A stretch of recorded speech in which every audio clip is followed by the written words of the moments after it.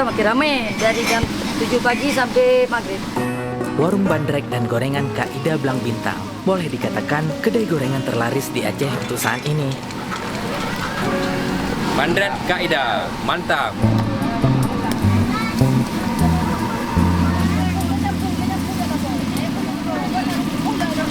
Ya, kamu sebut kan biasa kan relax itu kan dari puas dari masjid kena. Cuma cok posisi pitino sampai tempat dengan mudah-mudah ini nah. Cukup mengat. Jangan lupa bandrek ya.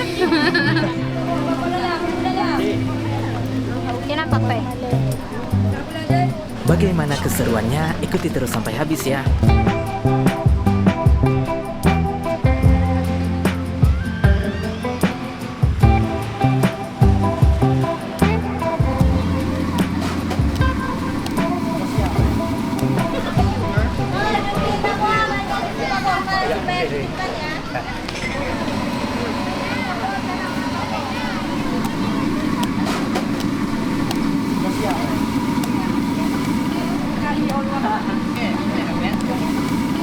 Besang kepok. Ini barang-barang super nih. Barang-barang langka.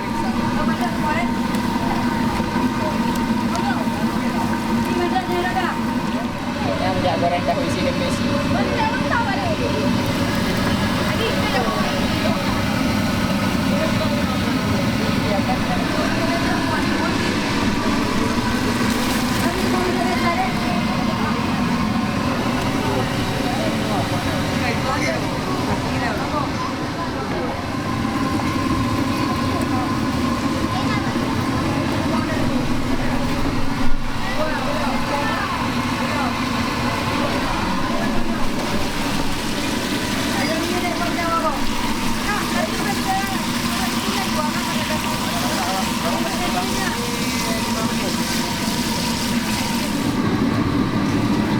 Tahu isi 8 kre Pak. Pisang goreng 7 kre.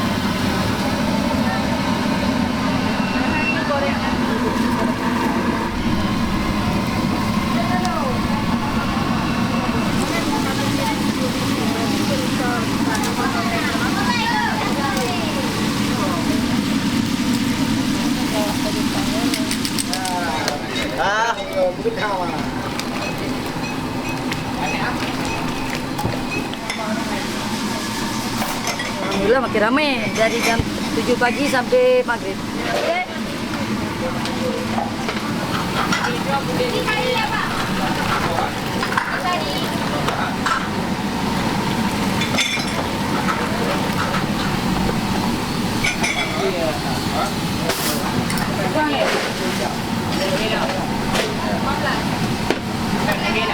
Bandrek Kak Ida, mantap.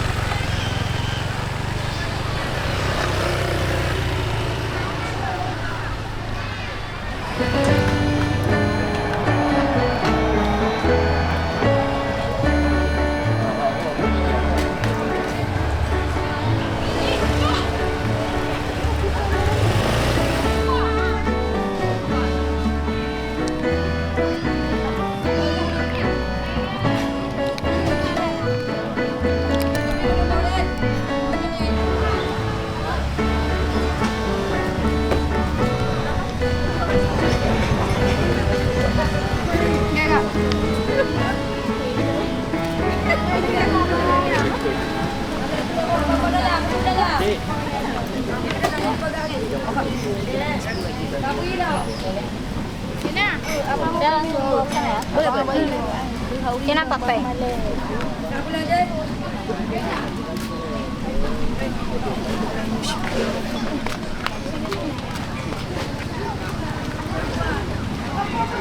Ya, kamu sebut kan biasa kan relax itu no kan dari wah dari masjid kan no. Cuma cok posisi pi tino pe tempat dengan mudah-mudah ini nah. Alhamdulillah pelong kena bandrek kan kalau nak ke ban warna ji ho. Lo langganan bandrek susu belah kayu, kau dah belah kayu.